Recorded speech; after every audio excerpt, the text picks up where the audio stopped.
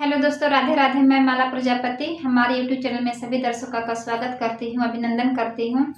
आज मैं एक बहुत ही प्यारा सवर गीत लेकर आई हूं। अगर आप सभी को अच्छा लगे तो प्लीज़ लाइक करना, कमेंट करना और मेरे चैनल को सब्सक्राइब करना।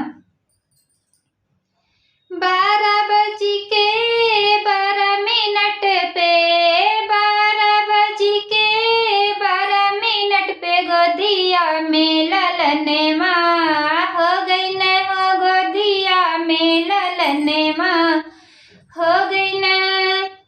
12 बज के 12 मिनट पे 12 बज के 12 मिनट पे गोदिया में ललने माँ हो गई न हो गोदिया में ललने माँ हो गई न।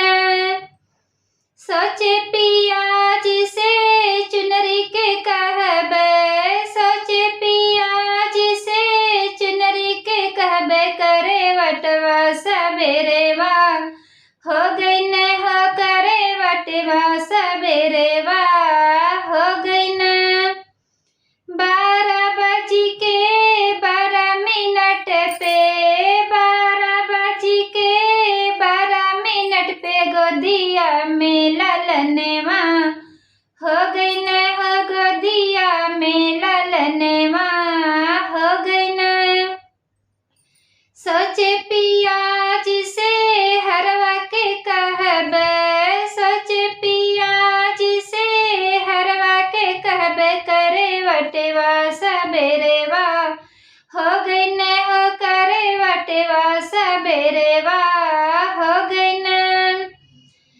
12 बज के 12 मिनट पे 12 बज के 12 मिनट पे गोदिया में ललने माँ हो गई न हो गोदिया में ललने माँ हो गई न। सोचे पिया जिसे कंगना के कहबे सोचे पिया जिसे कंगना के कहबे करे वटवा सबेरे वा हो गई न हो करे वटवा सबेरे वा हो गई न। 12 बज के 12 मिनट पे 12 बज के 12 मिनट पे गोदिया में ललने माँ हो गई न हो गोदिया में ललने माँ हो गई न।